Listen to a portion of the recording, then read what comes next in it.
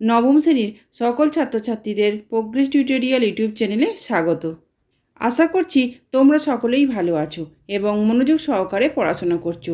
আজকে আমাদের আলোচনার বিষয় হলো নবম শ্রেণীর বাংলার বঙ্কিমচন্দ্র চট্টোপাধ্যায়ের লেখা রাধারানী গল্পের এমসিকিউ। এই এমসিকিউগুলি তোমাদের দ্বিতীয় পর্যায়ক্রমিক মূল্যায়নের জন্য খুবই গুরুত্বপূর্ণ।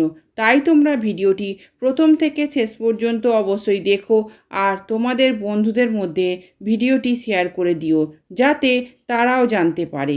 প্রোগ্রেস টিউটোরিয়াল এমন একটি চ্যানেল যেখানে নবম দশম শ্রেণীর প্রথম, দ্বিতীয় ও তৃতীয় পর্যায়ক্রমিক মূল্যায়নে কোশ্চেন প্যাটার্ন অনুযায়ী বিভিন্ন ধরনের প্রশ্নোত্তর আলোচনা করা হয়ে থাকে। চলো আজকের ভিডিওটি শুরু করা যাক। প্রথম এমসিকিউটি দেখো, রাধারানী নামে এক বালিকা হ্রদ দেখতে গিয়েছিল। অপশানগুলি দেখো, শ্রীরামপুরে, পুরীধামে, মাহেশে, শ্রীহরিপুরে। উত্তর মাহেশে। পরের এমসিকিউটি দেখো, বালিকা রাধারানীর কত বয়স পরিপূর্ণ হয়নি? অপশানগুলি দেখো, একাদশ, দ্বাদশ, ত্রয়োদশ, চতুর্দশ। উত্তর একাদশ। পরের এমসিকিউটি দেখো, রাধারানীর মায়ের সঙ্গে সর্বস্ব নিয়ে মোকদ্দমা হয়। অপশানগুলি দেখো, একজন আত্মীয়ের, একজন জ্ঞাতির, একজন প্রতিবেশীর, একজন বন্ধুর। উত্তর একজন জ্ঞাতির। পরের এমসিকিউটি দেখো, রাধারানীর বিধবা মা মোকদ্দমাটি হেরে গেল। অপশানগুলি দেখো, ডিভিশন বেঞ্চে, জজ কোর্টে, হাইকোর্টে, সুপ্রিম কোর্টে। উত্তর হাইকোর্টে। পরের এমসিকিউটি দেখো, ডিক্রিদার জ্ঞাতি রাধারানী ও তার মাকে বের করে দিল মাহেশ থেকে, শ্রীরামপুর থেকে, বাড়িঘর থেকে, ভদ্রাসন থেকে। উত্তর ভদ্রাসন থেকে। পরের এমসিকিউটি দেখো, ডিক্রিদার সকলই লইল। সকল সম্পত্তির পরিমাণ ছিল প্রায় 15 লক্ষ টাকার, 12 লক্ষ টাকার, 11 লক্ষ টাকার, 10 লক্ষ টাকার। উত্তর 10 লক্ষ টাকার। পরের এমসিকিউটি দেখো, প্রিভি কাউন্সিলে আপিল করতে রাধারানীর মা বিক্রি করল গয়নাগাটি, পৈতৃক সম্পত্তি, অলঙ্কারাদি, বাজারের দোকান।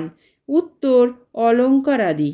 পরের এমসিকিউটি দেখো, বিধবা রাধারানীর মা আপিল করেছিল হাইকোর্টে, প্রিভি কাউন্সিলে, সুপ্রিম কোর্টে, ডিভিশন বেঞ্চে। উত্তর প্রিভি কাউন্সিলে।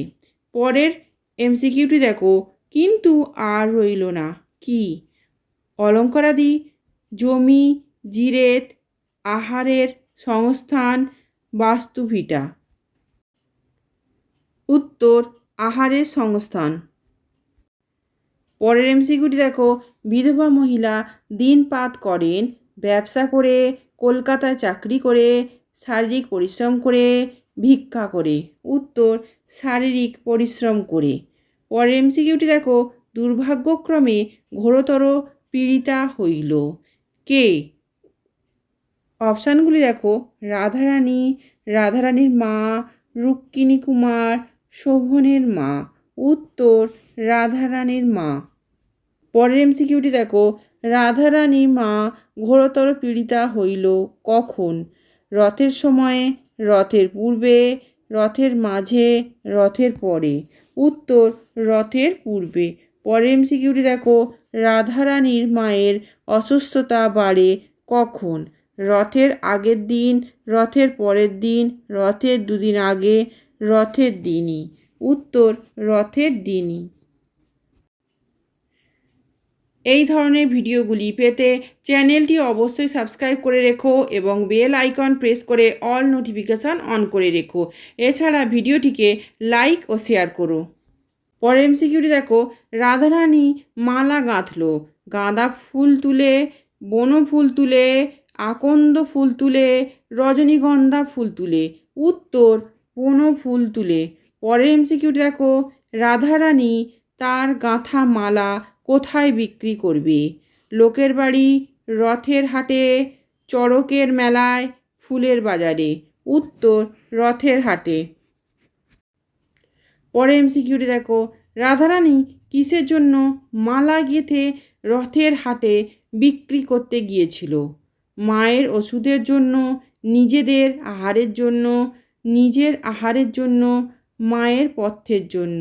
উত্তর, মায়ের পথ্যের জন্য।